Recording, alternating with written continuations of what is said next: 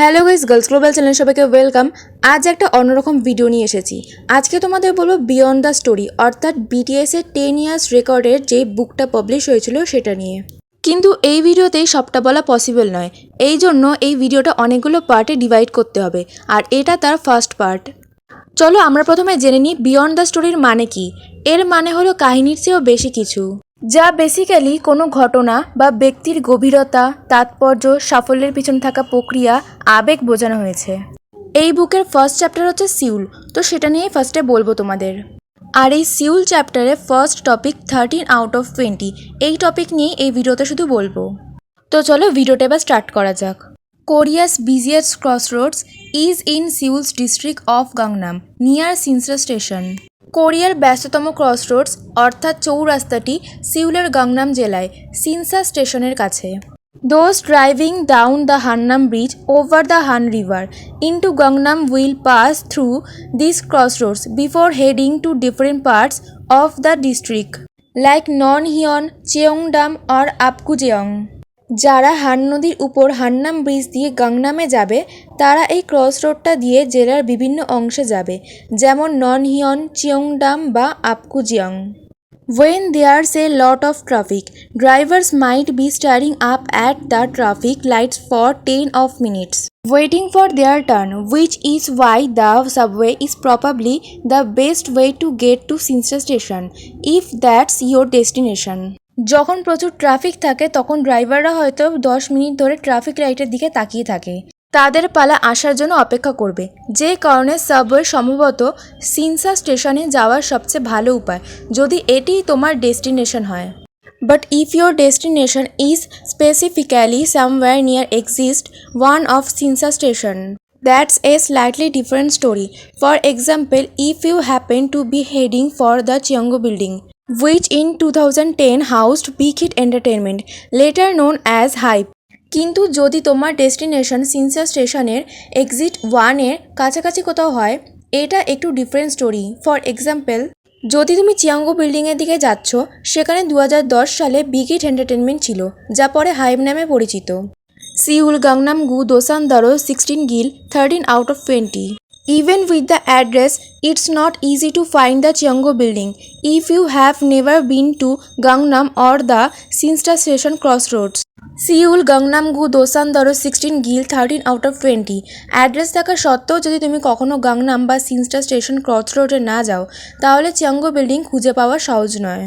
According to the Kakao Map app, the distance between this building and exit 1 is 568 meters.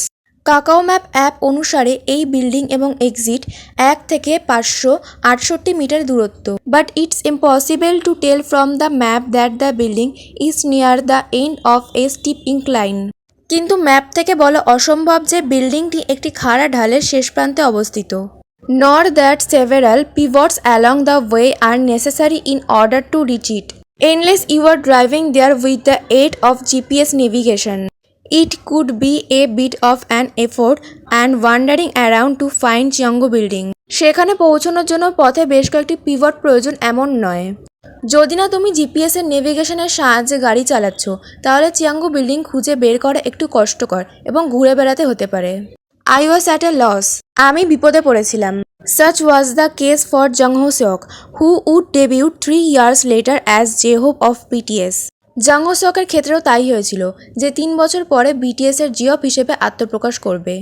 After signing a trainee contract with Big Hit Entertainment in April 2010, he was undergoing training in his native city of Gwangju. When the company ordered him to move into the Big Hit Entertainment training dormitory near the Cheonggo building in Seoul.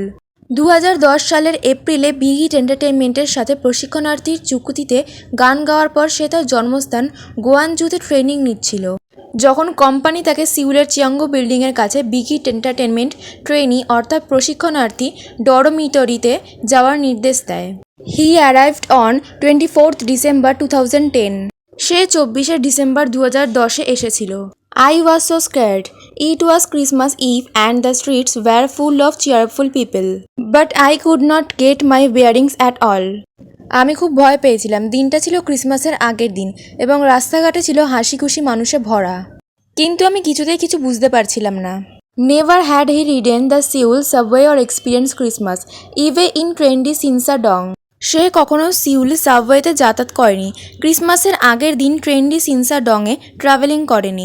This was an area with high foot traffic even for Seoul, but the exclusive location for the dormitory was intimidating to J-Hope as the crowded subway or the unfamiliar vista of the Sinsa neighborhood. এটি এমন একটি area ছিল যেখানে প্রচুর লোকের যাতায়াত ছিল, এমনকি সিউলের জন্য। কিন্তু ডরমিটরির জন্য এক্সক্লুসিভ অবস্থানটি জিওপের কাছে জনাকীর্ণ সাবওয়ে বা সিনসার অপরিচিত দৃশ্যের মতোই ভয়ঙ্কর ছিল। আই কেপ্ট সেইং, আমি বারবার বলছিলাম, this is frustrating, and ended up calling and then head of A&R। So how do I get দেয়ার?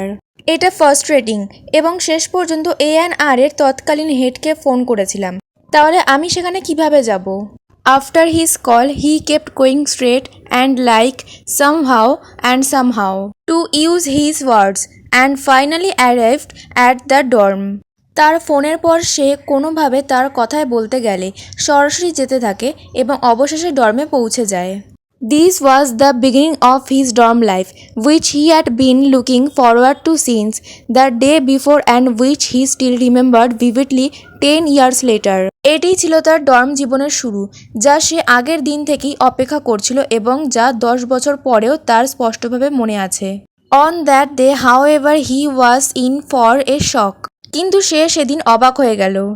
সুগা ওয়াজ দেয়ার ইন হিজ আন্ডারওয়্যার। সুগা তার আন্ডারওয়্যার পরেছিল। There were leftover trotters in the sink, laundry strewn on the floor, and everyone walking around in their underwear. I guess this is dorm life, I thought.